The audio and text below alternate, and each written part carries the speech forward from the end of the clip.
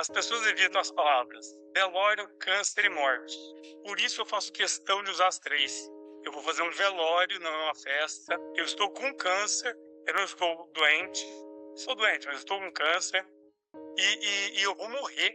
Eu não vou descansar, eu vou morrer. Eu acho que dar nome para as coisas torna mais fácil de lidar. Realmente, a morte é uma das únicas certezas da vida. Mas no dia a dia, a maioria de nós evita ao máximo pensar no fim. A gente vai vivendo como se esse momento estivesse sempre lá na frente, tanto longe do nosso presente quanto do das pessoas que a gente ama. Desvia quando o assunto aparece, muda de conversa, finge que não é com a gente. Mas é quando não dá pra ignorar.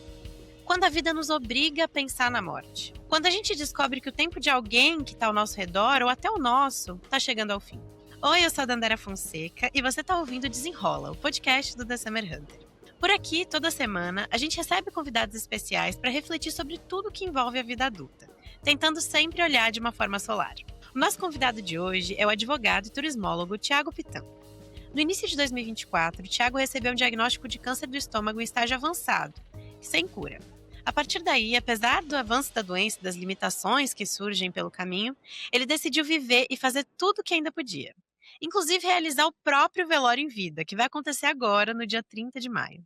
Tiago, obrigada por estar aqui com a gente. Eu que agradeço, é um prazer estar aqui conversando com vocês. Quem me ajuda a mediar essa conversa é o Tom Almeida, um dos fundadores do Movimento Infinito, que promove conversas sinceras sobre o viver e o morrer.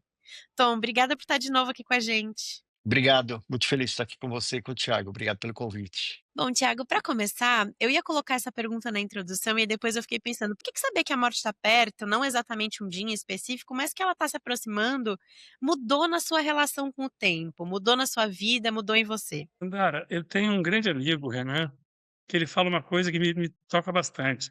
Ele tem uma frase que ele diz que não adianta a gente ficar deprimido pelo passado e ansioso pelo futuro. Se o que a gente tem é o presente. E eu estou vivendo muito o meu presente. Sabe, eu estou vivendo um dia de cada vez, mas não dessa forma inconsequente. Não, eu só estou curtindo mais os meus dias.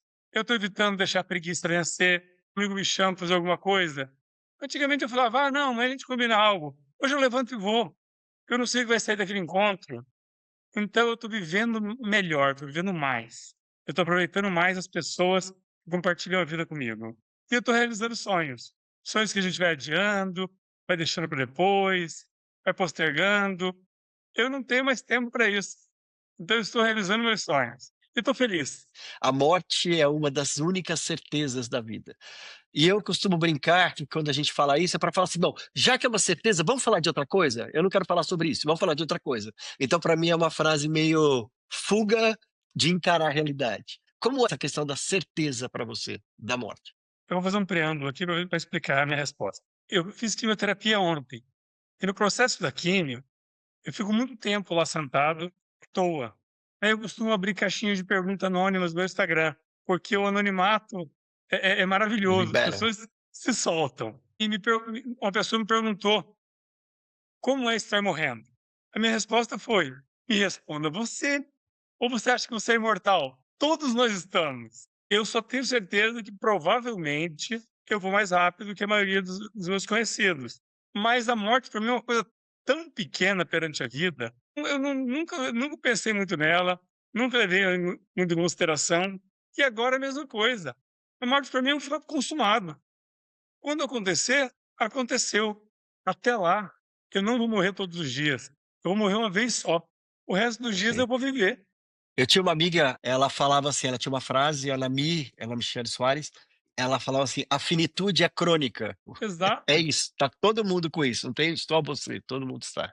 E sobre o que você falou no início, que as pessoas evitam as palavras. Sabe que até adiantando um pouco, falando rapidamente sobre o meu velório, as pessoas evitam as palavras velório, câncer e morte. Por isso eu faço questão de usar as três. Eu vou fazer um velório, não é uma festa. Eu estou com câncer, eu não estou doente. Sou doente, mas estou com câncer. E eu vou morrer. Eu não vou descansar, eu vou morrer. Eu acho que dar nome para as coisas torna mais fácil de lidar. E são esses eufemismos que impedem da gente falar sobre esse assunto, né, e que Exato. vão aumentando ainda mais o tabu, e aí chega na hora e a gente não sabe exatamente como lidar com isso, né, nem com a nossa, nem com a das pessoas que estão ao nosso redor, né. Você sente que antes, assim, você tinha muito mais tensões com o futuro e que você não aproveitava hoje, né, você tem essa ideia de que você não aproveitava tanto o agora como você aproveita hoje, você percebe isso? Andar mais ou menos. Eu postergava muita coisa, principalmente os sonhos mais elaborados, sabe, as viagens, os projetos, eu deixava para depois, porque eu tinha uma certeza do depois, que na verdade não é uma certeza, né, porque a gente nunca tem, mas eu tinha essa certeza que todo mundo tem. Hoje eu tento realizar as coisas com mais rapidez, mas eu sempre vivi bem, eu sempre fui um cara de bem com a vida. O Suassuna, que para mim é o nosso maior poeta, junto com o Manuel de Barros, aqui no Mato Grosso do Sul, o Suassuna tem uma frase que eu amo, que ele fala que o otimista é um tolo, o pessimista é um chato, bom mesmo é ser um realista esperançoso. Eu concordo com ele totalmente, mas eu me coloco no papel do tolo, porque eu sou um otimista sim, sempre fui a vida inteira e vou continuar sendo. Uhum. Eh, você tocou nessa questão, né, de coisas que você né, de sonhos e planos, mas eu vou colocar lá para frente.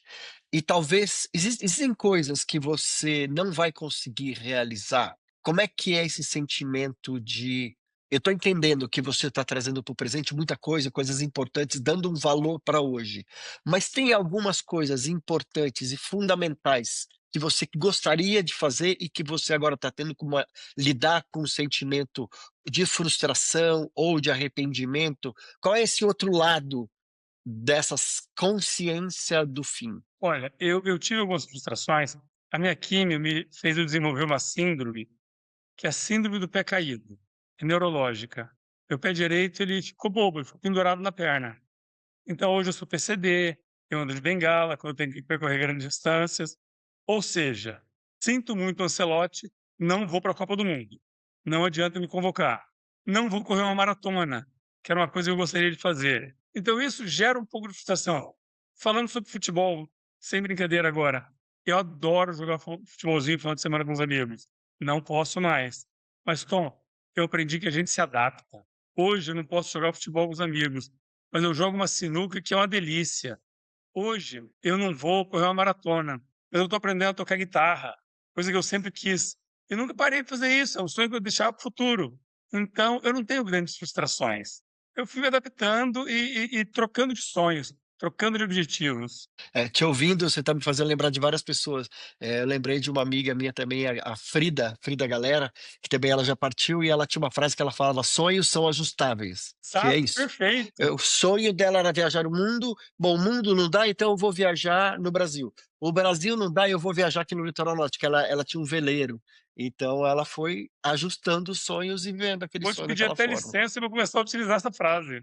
Inevitavelmente é um baque quando você recebe a notícia, né, mas eu queria entender como foi o processo, assim, de sair desse choque, dessa tristeza possível e aparecer essa vontade de viver tudo que você tem pra viver, sabe, de entender que é isso, que você só vai morrer uma vez e que tem vida pela frente ainda que você quer aproveitar ela. Dandara, por incrível que pareça, receber a notícia do câncer foi um alívio para mim.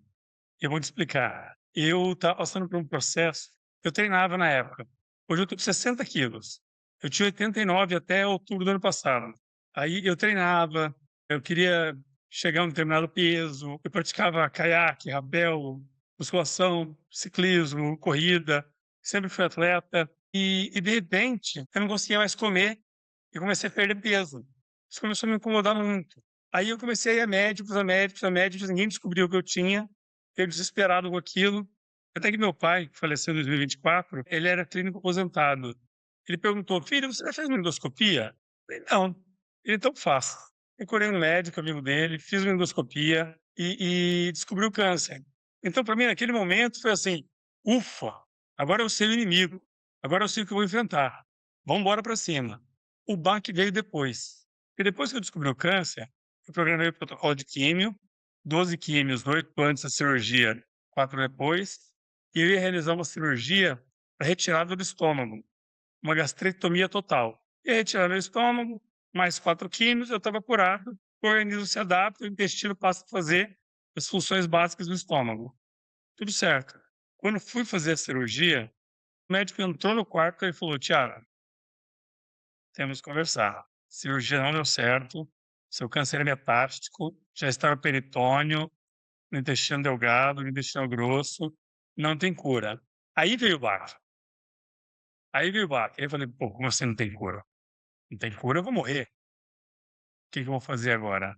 Aí passa um monte de coisa na cabeça. E a minha maior preocupação naquele momento foi assim: minha mãe e meu pai, porque ele era vivo na época. Meus pais, porque pais nenhum merecem enterrar os filhos. E eu fiquei muito preocupado com eles. Incômodo da notícia. Naquele momento eu decidi que eu ia viver mais eles. Não só eles, meus amigos, viver mais as pessoas que estão comigo. Criar memórias, sabe? O barco foi nesse sentido. Logo depois eu falei: bem, se é o que eu tenho, bora lutar, bora viver, porque eu tô vivo. Eu tô com câncer, eu não tô morto. Então bora viver. Enfrentar do jeito que eu puder enfrentar. E é assim que eu tenho levado. Eu convivo com muita gente que estão vivendo diagnósticos de doenças graves, né, como a sua. E eu ouço muito depoimentos de pessoas que passam nessa jornada por um sentimento do "por que eu?". E muitas vezes, se a pessoa tem uma vida saudável, sempre come bem, eu sempre cuida da minha saúde e tudo mais, tem pessoas que estacionam nesse lugar "porque eu", e fica nisso e não consegue sair. Tem pessoas que passam por isso, por esse sentimento e depois entende por que não eu, né? Como foi para você esse sentimento? Você passou por isso? Por que eu? Num sentido de questionamento? E eu queria já incluir uma pergunta sobre espiritualidade nisso. Porra, Deus, por que eu? De uma relação com o seu espiritual, com a sua crença, que eu não sei qual é, isso foi abalado? Sim, Tom, eu sou ateu. E muita gente acha que isso dificulta para mim lidar com isso. Na minha concepção, facilita, porque eu não tenho preocupações pós-morte. Para mim, desligou o disjuntor. Eu simplesmente não vou existir mais. Então, estou muito tranquilo quanto a isso. Vou aproveitar a vida que eu tenho, porque depois não vai ter nada mais. Eu passei por isso mais de uma forma de piada, porque eu sempre fui um amigo atleta amador, mas meus amigos bebem mais, não treinam, todo mundo fora do peso. E eu falava pra ele, eu falava: porra, gente, vocês aí desse jeito e eu pego câncer? Eu não tenho uma gripe, eu não pego nada, passei ileso pela pandemia. Isso é sacanagem. Mas sempre levei uma brincadeira, pedi para eles não respeitarem meu câncer. Então a gente faz piada, a gente brinca com isso. Eu falo que eu tenho um Oncocard, que é, sabe, pô, pega uma caipirinha para mim. Ah, Thiago, larga esse folgado. Eu falo: gente, eu tenho câncer. Pega lá para mim, por favor. É meu, eu vou usar como eu quiser. Então eu não passei por esse processo de culpa, de raiva. Eu sempre levei a vida de uma forma leve, tanto os problemas quanto as coisas boas. Eu não dou importância demasiada a coisa que não tem tanta importância. O câncer é só uma doença. Tô doente. Todo mundo fica doente. Vou me tratar enquanto puder e pronto. E, Tiago, você comentou do seu pai, né? Que, enfim, quando você recebeu o diagnóstico, ele ainda estava vivo e ele faleceu em 2024. Como que foi viver esses dois processos de luto ao mesmo tempo, né? Ali, de entender que a morte provavelmente estava próxima sua e viver o luto do seu pai. Não sei se você já tinha vivido alguma perda parecida antes e se você lidou diferente depois de ter esse contato com a sua própria finitude também, sabe? Como que foi esse É. processo? Andara, eu não vivi o meu luto, porque eu falei, eu não dou importância para a morte. Eu tô vivo. Não que eu não vá viver. Sabe, o Gil tem uma música que ele fala: eu não tenho medo da morte, eu tenho medo de morrer. Esse processo de morrer, quando eu tiver talvez acamado, hospitalizado, aí provavelmente eu vou viver esse luto. Eu não estou imune a isso. Até então, não vivi nada disso, levo de uma forma leve. O meu pai foi a primeira pessoa muito próxima que partiu. Sim, eu perdi meus avós, mas eles eu perdi em um momento natural da vida, com 90 e poucos anos, a gente já esperava. Meu pai faleceu com 60 e poucos anos. Ele estava doente há 20 e poucos anos já, cadeirante, enfim. E a gente é muito próximo, muito amigo. Meu grande parceiro, me ensinou tudo sobre música, sobre esporte. A gente assistia jogos juntos para brigar. Que ele é botafoguense, eu sou flamenguista. Então a gente fazia questão de assistir juntos. Mas brigava o jogo inteiro. Eu sinto muita saudade dele, meu grande parceiro, e minha mãe. E eu vivi os últimos dias dele. Mas o luto foi atenuado porque nas últimas 3 semanas ele foi ao hospital 10 vezes. Aquilo não era vida. Chegou um momento que a gente entendeu que ele precisava morrer para falar a palavra, não vou falar descansar. Isso. Ele precisava morrer, ele não estava bem, ele não estava feliz. E eu espero comigo que seja assim também. Quando eu chegar nesse momento, que eu morra, que eu vá, e está tudo bem. Então eu vi o meu pai dessa forma. Quando ele se foi, tem aquela música do Nelson Gonçalves, "Naquela Mesa", ficou um vazio aqui em casa, porque meu pai era cadeirante, ele não gostava muito de sair, o mundo dele era essa casa. Então a casa sem ele não é a mesma. Até hoje existe esse vazio. Existem as coisas que a gente olha e fala: Falta Degas aqui". Só que foi, de uma forma leve. E no velório dele, inclusive, foi lindo. Todos os amigos reunidos, contando a história dele, eu contando história, eu ouvindo histórias que eu não conhecia. Foi aí que eu tive a ideia de fazer o meu. Porque eu olhava tudo aquilo e pensava: "Pô, só falta o Degas aqui, só falta o meu pai aqui". Vou contar história também para dar risada. Eu pensei: "Não vou faltar no meu não, vou estar lá". E aí surgiu a ideia do Velório em Vida. Você falou uma coisa sobre o seu pai, né, disso, de ter sido internado 10 vezes e vocês terem entendido, ele tem que morrer, no sentido de isso já não é mais vida. A gente está lançando um outro, uma temporada do podcast meu, do Conversa Sincera, que chama "Pra Quando Eu Morrer", que é para as pessoas se planejarem, Legal. mesmo saudáveis, se planejarem para não darem trabalho, deixar toda a documentação, a parte burocrática, as conversas abertas, para que as pessoas vivam o luto e não dor de cabeça para resolver e tudo mais. Um dos temas é testamento vital. Você já conversou com as pessoas mais próximas a você e com o seu médico sobre limite? "Olha, eu quero ser cuidado desta forma. A partir desse momento, por favor, só me dê conforto e deixe que eu parta". Como é que tá essa conversa interna para você? O que é limite? Como é que é essa conversa das pessoas que são aí os seus guardiões, as pessoas próximas a você, como é que tem sido essa conversa? Todo mundo sabe que eu não sou fã de hospital. Eu não gosto de hospital, acho que ninguém gosta, né. Eu sou um animal social, gosto de estar perto das pessoas, dos amigos. Eu tive essa conversa que a partir do momento que eu não puder sair do hospital, minha vida for no hospital, eu vou parar o tratamento, decisão minha, todo mundo já sabe, e vou cuidar só dos cuidados paliativos para eu ter um fim decente, sem dor, sem sofrimento. Talvez eu pare o tratamento antes. Se eu perceber em algum momento que minha qualidade de vida, mesmo não estando hospitalizado, não existe mais, vomitando todo dia, passando mal, não conseguindo comer, definhando, eu vou parar o tratamento também. E vou deixar as coisas acontecerem, vou focar nos cuidados paliativos. Eu acho que isso é até uma responsabilidade afetiva. Eu não quero que as pessoas fiquem vivendo, eu definhando, morrendo e sofrendo. Quanto à parte burocrática, eu não sou um acumulador de bens, eu tenho uma poupança, eu tenho uma casa, eu tenho um carro. A casa vai ficar com minha mãe, é no terreno dela, então vai ficar com minha mãe. O carro eu vou deixar com meu sobrinho, vou transferir inclusive nos próximos meses, já para evitar a burocracia depois. Poupança, eu vou transferir antes, ou vou deixar já deixei procuração para minha irmã. E os bens menores, eu vou distribuindo em vida, e o que sobrar, eles fazem o que quiserem. Até porque eu não Uhum. tenho grandes investimentos, grandes imóveis, então ficou mais fácil assim.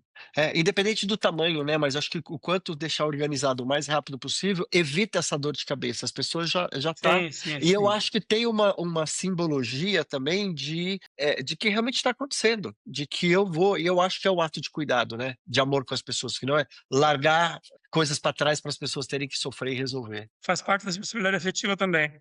Mas olha que interessante, Tom, as pessoas têm medo de receber, por exemplo, a filha de uma amiga minha, que é uma grande amiga, a Roberta, que eu amo de paixão, e a filha dela adora brincar no meu tablet. E eu quero dar o tablet para ela, já agora. A Roberta fica com o pé meio atrás, porque aceitar significa ela tá aceitando que eu vou morrer. Uhum, Então ela está uhum. aceitando algo que eu estou dando, porque eu não vou mais usar, porque eu estarei morto. E isso é difícil para ela. E isso vale para todo mundo. Mas eu vou lidando com isso, eu vou conversando e vai dar tudo certo. Ah, tem uma coisa que surgiu que eu achei massa, que assim, eu vou ter um outro velório depois, com certeza. Não por vontade própria, mas é porque faz parte até como eu sou ateu, eu não importo o que vai acontecer depois. Só que eu sei que minha família vai se sentir mais confortável, eles são religiosos, realizando um velório. Então eu deixei à vontade, façam o que quiserem, o que for melhor para vocês, lidarem com o luto, se sentirem melhor. Mas uma amiga me deu uma sugestão que eu achei o máximo, Que eu tenho um grupo de amigos, a gente faz uma vez por mês uma noite de jogos. Eu queria ser cremado, nem que fosse uma perninha só para colocar em ampulheta e eu continuar participando da noite de jogos. Tiago, quanto tempo aí? Pau, vira Maravilhoso. ampulheta. Eu adorei a ideia. Vou virar uma ampulheta. Virar uma ampulheta para participar da noite de jogos pessoal. E você tá falando várias vezes disso das pessoas, né, porque eu acho que aí envolve o outro, né, envolve, por exemplo, ela elaborar melhor, né, que você vai morrer, é uma coisa que envolve o outro, né. E a gente já falou aqui várias vezes dessa dificuldade, real que as pessoas têm de falar sobre o assunto, né, de encarar as palavras certas sobre o assunto, de falar exatamente sobre isso. Você sente que isso dificulta tanto o seu processo quanto das pessoas ao redor? Não sei, por exemplo, se alguma pessoa, se você percebeu, assim, que alguma pessoa próxima, se algum amigo sentia dificuldade de falar com você depois do diagnóstico, por exemplo, sentia dificuldade de conversar com você ou agia de uma forma diferente, porque não sabia o que dizer, não sabia o que fazer, não sabia o que falar, sabe? Eu percebi uma coisa: a morte repentina é individual. As pessoas lidam com a sua morte após ela ter acontecido. A morte programada, que é o meu caso, ela é social, ela é coletiva. Todo mundo ao meu redor está vivendo esse processo comigo. É diferente, é difícil de lidar. Tem gente que não consegue falar sobre o assunto comigo. É minha irmã, não consegue falar sobre morte. Ela fala: não, Deus vai dar um jeito, eu confio. Eu entendo, eu respeito. Tem gente que faz piada numa boa. Eu tenho amigos que se divertem e eu gosto disso. Mas sim, tem muita gente que não consegue conversar comigo sobre isso. Se emociona, que chora. Eu entendo, é difícil lidar. É aquele negócio, é um tabu ainda. Do velório também, tem alguém que fala que não vai no seu velório, alguma coisa do tipo? Porque eu achei muito bom isso que você falou, porque eu já me peguei várias vezes com outras pessoas em velórios rindo, né, e aí parece que tá errado você dar uma risada naquele ambiente. Mas às vezes a pessoa, te lembrava tantas memórias boas, né. Você se sente envergonhado de estar ali rememorando boas lembranças e feliz com aquilo, que a pessoa morreu. Ó, eu gosto muito da forma como os mexicanos lidam com a morte. Eu tenho até uma Catrina tatuada aqui, porque a morte para eles, o velório para eles principalmente, é uma festa celebrando a vida. Aqui a gente vela e tem luto pela morte. Lá eles celebram a vida da pessoa. É onde eu me inspiro, é a celebração da vida. Morte é irrelevante, a vida que importa. E eu tento passar isso para todo mundo que está ao meu redor. Tem uma pessoa, que falou: "Tiago, eu não vou". Falei: "Tudo bem, continua convidado, seu nome está na lista, a decisão é só sua". E várias pessoas falaram: "Tiago, mas e se você viver mais um ano?". Falei: "Faço outro. Vai ter um a cada 6 meses, faço outro". E espero fazer mais 10. Vai ensaiando, né? É, exatamente. Não tem problema. Sabe, festa nunca é demais. Ô Thiago, e tem os tandens, né, dos nossos sentimentos, porque tem essa tem a celebração da vida, você está celebrando o amor dos seus amigos, você está celebrando a tua vida, você está fazendo uma festa, vai ter música, vai ter comida, vai ter celebração. Vai ter espaço para tristeza também? Porque faz parte? Vai.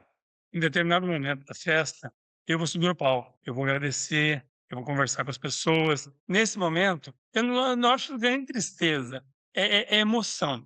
Nesse momento eu vou chorar, eu tenho certeza, vai ser emocionante, muita gente vai chorar, muita gente fala comigo e já chora. Então vai ter espaço sim para emoção, porque faz parte da vida, a gente se emocionar, a gente chorar. Agora, tristeza não. Tristeza não vai ter espaço na festa. A gente está ali para celebrar. Eu tenho e tive uma vida boa que merece ser comemorada. E eu quero fazer isso junto com as pessoas que compartilham ela comigo. É claro que uma outra pessoa vir conversar comigo, vai me abraçar, vai falar que está triste pela minha partida, pela minha situação, mas vão ser coisas pontuais. Festa em si não vai ter espaço de tristeza, não. Uma cervejaria já fez uma cerveja para a festa, que vai ser a Bom Sujeito, e uma hamburgueria que vai estar com um carrinho lá na praça de alimentação, ela fez uma homenagem, mandou ontem para mim. Lendo o seu perfil que saiu recentemente na Piauí, né, eu vi você falando um pouco das limitações ali, né, que aconteceram por conta da doença, né, de você comenta que você era uma pessoa que gostava muito da prática de esporte. Então eu queria saber, assim, como que você lidou ao longo do tempo com essas limitações? Eu achei muito interessante uma parte também que você falou da estética, né, quando o cabelo caiu, mas hoje em dia você aceitou ali, que você fala que você aceitou a careca e você começou a usar o seu boné, e você começou a comprar suspensórios. Queria saber como que pra você, assim, foi lidar com essas limitações, que não são necessariamente talvez limitações, mas trocas, né, que eu acho que você viu muito como trocas ali. As limitações, no momento, elas me pegaram um pouco. Eu sempre fui muito ativa, mas eu consegui superar elas de 2 formas. Aprendendo a aceitar ajuda. Hoje, eu dou braço para meus amigos quando eu shopping. Eu aceitei que eu preciso de ajuda. E ficou leve. A partir do momento que eu aceitei, ficou leve. Antes me envergonhava um pouco. Eu estava com sonda nasogástrica até ontem. Ontem à noite eu passei mal. Eu vomitei e a sonda caiu. E, pô, esteticamente é horrorosa aquela sonda. Mas horrorosa para quem? Está me fazendo bem. Eu era grande, eu era forte, eu estava no meu auge físico. Eu tinha 6% de gordura corporal, todo musculoso. Estava adorando aquele momento que eu estava vivendo. Hoje eu sou um velhinho frágil, que anda de bengala. Que beleza! Eu foco agora, sabe, em outro tipo de estética. Eu tô com uns 8, 9 chapéus, um monte de boné. Comprei boina, que ficou muito legal também. Minha bengala é super estilosa. Sabe, eu mudei a minha forma de me achar bonito. Eu mudei o meu padrão de beleza pessoal. E quando a Uhum. gente tá bem com a gente mesmo, a gente acaba sendo bonito para as pessoas também. Aprendi a aceitar ajuda de amigos. Tem alguns meses a gente foi acampar em Bodoquena. Acampar não, que era uma casa. Bodoquena é uma cidade aqui cercada de vários rios, de água cristalina, próximo a Bonito, que é outra cidade paradisíaca aqui, mais conhecida. E a casa ficava no alto de um morro. Meus amigos carregaram minhas malas, carregaram as bebidas. Quando eu precisava pegar alguma coisa, eu nunca entrava no revezamento. Eu aceitei ajuda. Isso facilitou muito o meu processo. E a outra forma foi me adaptando. Não posso jogar futebol, posso jogar sinuca e sou bom nisso. Não posso correr uma maratona, vou aprender a tocar guitarra. Antes de morrer, eu vou subir num palco com uma banda, vou tocar. Sabe, eu fui me adaptando as coisas que eu gosto, me dão prazer. Eu acho que aceitação e adaptação são os pontos-chave. É muito inspirador te ouvir falando isso, porque eu acho que na Obrigado. vida, a gente perde na vida muito tempo com coisa besta, né. No Isso, sentido de: "Ai, agora eu engordei", ou meu cabelo tá caindo, ou eu não posso fazer isso. Então a gente gasta uma energia, um tempo muito grande nesse espaço. E remoendo esquece de isso. olhar para fora, no sentido de ser autossuficiente. E eu acho que acho que já pelo que eu estou entendendo, você já tinha isso, mas isso potencializou esse teu poder de adaptação. Bom, então eu não tenho tempo, não tenho sem tempo, Sim, irmão. exato. Sem tempo, irmão, eu não vou perder tempo com isso, eu vou me adaptar e seguir. E eu acho que tem, com certeza, essa questão, né, você tem uma data simbólica, que é dia 30 de maio. Dia 30 de maio vai ser o seu velório. Eu queria até aproveitar, a tua inspiração em você para provocar as pessoas, para elas começarem a imaginar que todas elas vão ter o seu velório dia 30 de maio. O que que você que está nos ouvindo mudaria na sua vida se você tivesse um velório marcado dia 30 também? O que que você precisa abrir mão? O que que você tem que quais as relações que você tem que rever? Quais os "eu te amo" você tem que dizer? Quais os "foda-se" que você tem que dizer? Então repensar, trazer para perto, porque a morte, ela tem esse papel, você traz ela para perto, ela faz você priorizar a vida. Hoje eu estou saudável, eu estou muito bem, mas pensando sobre isso, eu estou repensando um monte de coisa, trazendo sonhos para mais para perto e tudo mais. Então eu queria deixar essa provocação, se o seu velório de quem está ouvindo for dia 30 também. Falando para os ouvintes também. Primeiro, bom dia, boa tarde, boa noite a quem estiver nos ouvindo. E spoiler alert, você está morrendo também. Então esse velório é nosso. Nós estamos morrendo. A gente começa a morrer quando a gente nasce, mas a morte não importa. O que importa é a vida que a gente leva, pra onde a gente está. Tem um poeta espanhol chamado Antônio Machado, que ele tem uma frase que eu amo, pois é: caminhante, não há caminho, o caminho se faz ao andar. E é isso que eu estou fazendo, eu estou andando criando o meu caminho. Tem tantas possibilidades, e aí entra a adaptação. Sabe, o caminho me levava a correr uma maratona, não leva mais. Eu achei um desvio maravilhoso, e estou com outros propósitos. Eu acho que a morte importa quando você não está vivendo a vida. Então para você, ela toma essa proporção, porque você fala: "Eu já Perfeito. vivi e eu estou vivendo", mas Acho que o grande medo que as pessoas têm de falar sobre a morte ou pensar na sua própria morte, é porque na verdade o oposto disso, a sombra disso é olhar que você não está vivendo, você está vivendo uma vida, para servir as outras pessoas ou não está realizando seus sonhos. Então a proporção, a importância da morte está relacionada à importância que você dá para a vida. Perfeito, perfeito. Você falou de várias coisas que você fez nesse período, né, Thiago? Fiquei pensando aqui, se você tivesse que elencar 3, ou não precisa ser 3, pode ser o número de que você quiser, das coisas que você considera mais legais, assim, que você fez desse período do seu diagnóstico até agora, assim. Você consegue pensar nas coisas que te trouxeram mais felicidade, mais alegria e foram mais interessantes? Eu vou falar outras 3 coisas bem práticas, assim. Mas primeiro de tudo, é absurdo o tanto de afeto e carinho que eu estou recebendo. Supera o hate, assim, sabe, recebo um pouco de hate, principalmente por causa de uma opção política minha. Aí tem gente que fala, eu recebi mensagens assim: "O anonimato é o refúgio dos covardes. Esse câncer é Deus te punindo por ser de esquerda". Eu dou risada, eu printo e mando no grupo dos amigos. Eu falo: "Ai gente, descobri o problema". Isso diz mais sobre a pessoa do que sobre mim. Aliás, não diz nada sobre mim, só sobre a pessoa. Mas o afeto e carinho que eu tô recebendo é a coisa mais linda que eu já vivi. Isso me dá tanta força, isso faz eu conseguir levar as coisas dessa forma leve. E é muito legal ver as pessoas se inspirando, falando que eu estou ajudando, que elas mudaram a forma de pensar, estão repensando a vida, repensando a morte. Então isso, pô, me deixa feliz demais. Mas em coisas bem práticas, saltar de paraquedas, sabe, voar, ver aquele mundão ali, ter a noção exata do tanto que a gente é pequeno perto do mundo todo, que é gigante, uma coisa linda. Mergulhar nessa caverna que eu mergulhei. Eu sou mergulhador, mas eu nunca tinha mergulhado em caverna. E aqui em Mato Grosso do Sul, a gente tem Bonito, que tem uma caverna chamada Abismo em Umas. Você desce de rapel em um buraco no chão, 70 metros, e cai em uma plataforma em um lago de águas cristalinas, e mergulha lá embaixo. Sabe, é lindíssimo, é uma experiência fantástica. Não aconteceu a festa ainda, mas eu já estou em produção. Esse movimento do velório tá tão gostoso, produzir, falar com as bandas, ir atrás de tudo, tá tão gostoso que entra com umas coisas deliciosas que eu tô fazendo nesse momento. E é interessante, né, dessa onda de afeto e de amor que você falou, e como você está inspirando as pessoas, isso acho que faz muito parte do seu legado, né. A partir do Sim, momento da sim, sua morte, essa tua história, essa tua fala, essa nossa conversa, você tem ido para vários veículos de comunicação e tudo mais, ou seja, a tua voz aí, ultrapassou toda a fronteira aí da sua vida que era antes disso. Então acho que isso faz parte do seu legado, né, de seguir inspirando outras pessoas saudáveis, pessoas vivendo diagnósticos, e tudo mais. Então eu acho que é uma pergunta, como que você entende nesse momento frágil, né, fisicamente você está num momento muito mais frágil do que sim, sim. poucos meses atrás, e ao mesmo tempo você está numa potência enorme, como é isso? Foi uma coisa orgânica, sabe.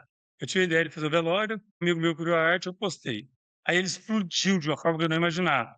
E começou a vir esse carinho, esse afeto, e aí tá a fonte dessa força, dessa potência que eu tô com vontade de fazer, e eu assumi isso como legado. Você falou a palavra exata. Hoje, eu quero que seja o meu legado, a forma como eu encaro a vida, como eu levo a vida, como eu levo a vida sabendo que eu vou morrer em breve, sabendo do câncer, se eu estou inspirando as pessoas, eu quero inspirar mais. Que bom.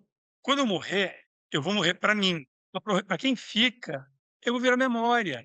Eu vou virar memória afetiva, vou virar boas lembranças, vou virar um sorriso numa terça-feira à tarde. Então, é o que me dá força. Fisicamente, eu estou muito mais fraco, mas mentalmente, eu estou forte, eu estou disposto, eu estou ativo, eu quero fazer as coisas acontecerem, eu quero realizar sonhos. Ah, lindo, muito bonito. Eu queria trazer outro assunto aqui também, Thiago, que eu acho que, quem sabe, seja ainda mais tabu, porque eu acho que une 2 tabus juntos ali, né, que é a morte assistida, né. No Brasil, a morte assistida é proibida, mas ela já é realidade em alguns países, né, tem até casos de pessoas daqui do Brasil que foram para outros países para viver a morte assistida. Enfim, você fala um pouco, né, sempre sobre esse processo de não ter medo da morte em específico, mas como vai ser o processo da morte, né. Como você enxerga essa possibilidade, assim, você acha que é importante que as coisas mudem aqui no Brasil? Você já parou para pensar sobre esse assunto? Já, eu sou um entusiasta da morte assistida. Nós temos que falar sobre a morte, até para deixar de ser um tabu, e isso começar a ser discutido seriamente na sociedade.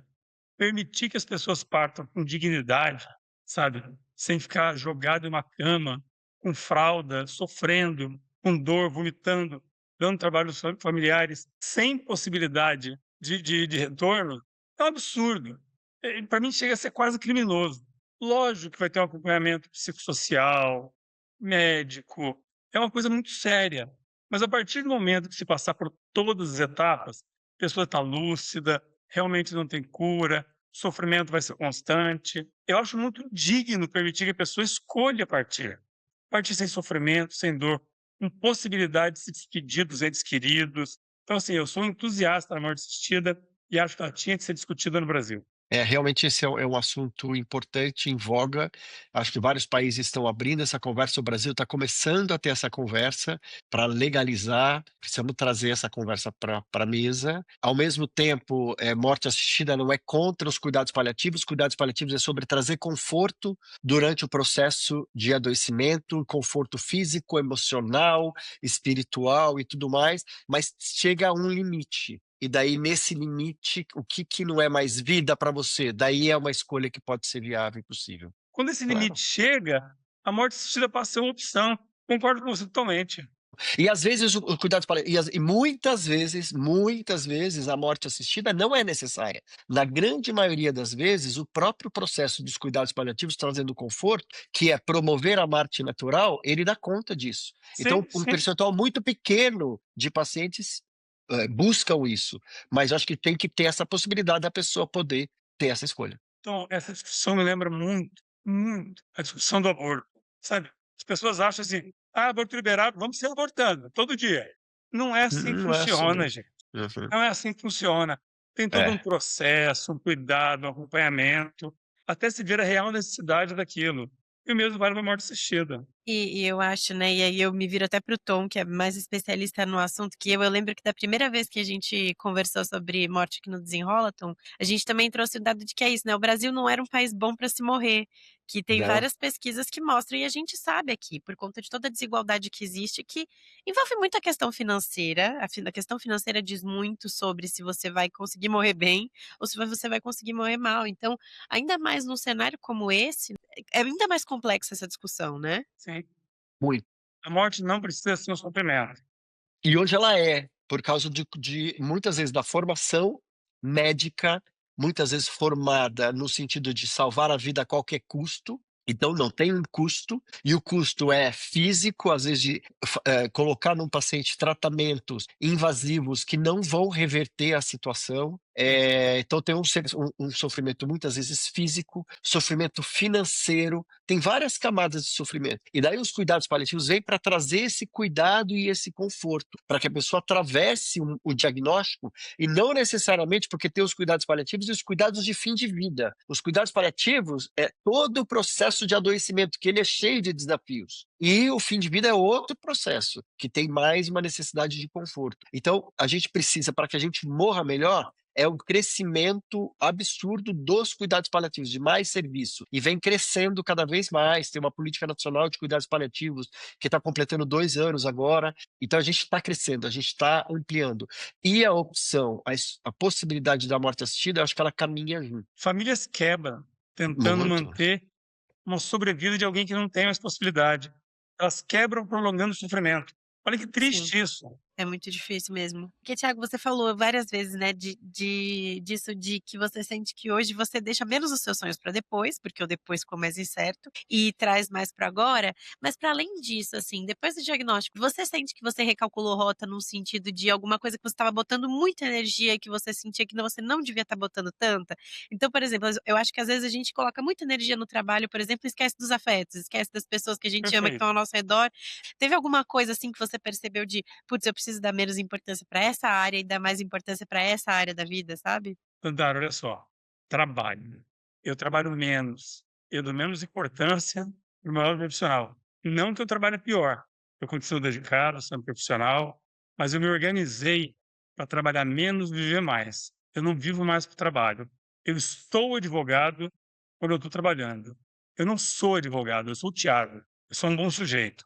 Então, hoje eu cumpro meus compromissos, meus prazos, faço um serviço diligente da melhor forma que eu posso, mas não deixo isso definir a minha vida. Trabalho na escala 5x2, pelo fim da escala 6x1, e sou muito mais feliz nisso. O trabalho ficou mais leve. E digo mais, produzo melhor. Eu produzo com mais leveza, com mais tranquilidade, sem pressão. Então, assim, eu me organizei no trabalho para ele ser menos importante na minha vida. E para a gente ir finalizando o nosso papo, a gente falou várias vezes aqui sobre essa dificuldade da gente falar sobre morte, sobre doença, sobre câncer. O que você acha que mudaria na nossa vida, no nosso dia a dia, na nossa sociedade, se a gente falasse mais sobre a morte, se fosse mais natural, se fosse um tema menos tabu? Andar, a gente ia valorizar mais a vida. A gente ia valorizar mais os encontros, as pequenas coisas. Porque hoje a gente não lida com a certeza do fim. Todo mundo sabe que vai morrer, mas ninguém pensa nisso. A partir do momento que você coloca, opa, eu vou morrer uma hora, porque eu tenho isso aqui. Então eu tenho que aproveitar isso daqui, porque uma hora eu não vou ter mais. Mas hoje as pessoas não falam de morte, não pensam na morte. É muito fácil você ficar jogando os sonhos para muito longe, sendo que você acha que sua vida vai ser eterna. É a pergunta que a pessoa me fez: "Como é estar morrendo?". Você também está morrendo, meu amigo. Você que está me ouvindo está morrendo, neste exato momento. Aproveita a vida enquanto você tem ela. Eu tenho uma frase aqui que eu uso desde o início: "Eu tenho câncer, mas o câncer não me tem". Isso vale para toda e qualquer doença, para todo e qualquer problema. Você tem aquele problema, você tem aquela doença, mas você não pode deixar que ele defina como você vai levar a sua vida. Não que não tem que lidar com ele, eu lido com o câncer, faço o tratamento, levo a sério, quero melhorar, quero me manter estabilizado, ver mais, mas ele não manda na minha vida. Ele não define como eu vou levar ela. Eu tenho uma camiseta que fala assim, é uma pergunta: "Você vai estar vivo quando morrer?" E pelo jeito Exato, perfeito. você vai estar, Thiago, ela vai te encontrar vivinho. Vai me manter vivinho. É o que eu falo, Tom, vou morrer uma vez só. Todos os outros dias eu vou estar muito bem vivo. E vou falar para vocês, eu sei que é difícil pela logística, mas estão convidados no meu velório. Vai ser uma festa lindíssima. Eu Vocês tenho iam adorar. certeza, eu tenho certeza. Quem sabe? Eu Adoraria. tenho certeza. Muito bom. Muito bom. Como que você quer ser lembrado? E vocês me perguntaram de uma forma diferente. Perguntaram o que que você quer nas palavras. Eu quero assim: aqui está um bom sujeito. Ele foi feliz. Simples assim. Eu quero que lembrem de mim como um cara leve, tranquilo, de bem com a vida e que foi feliz. Quero que as pessoas lembrem de mim como um cara feliz. É isso. E a minha última pergunta é: de onde você acha que vem tanto otimismo, como você falou, né, de que era esse relacionado ao tolo, né? Meu pai era um otimista nato, exagerado até nisso. E eu puxei muito a ele. E minha mãe é uma rocha, uma fortaleza. Ela é nosso porto seguro. Eu mudei para cá para cuidar dos dois. Meu pai é muito doente, minha mãe já é uma senhorinha. Que nada, quem cuida de mim é ela. Então eu acho que veio dos dois. Eu tenho muita, muita, muita sorte. Eu tenho muita sorte nessa vida. Sorte de ter a família que eu tenho, sorte de ter encontrado os amigos que compartilham a vida comigo. Então não é o câncer que vai me tirar isso. Eu tenho muita sorte. E também tenho câncer. Então, Thiago, obrigada por esse papo. Foi lindo, lindo, inspirador, Eu que incrível. agradeço Agradeço vocês, demais são os pela conversa com queridos. vocês. Muito obrigado pelo carinho.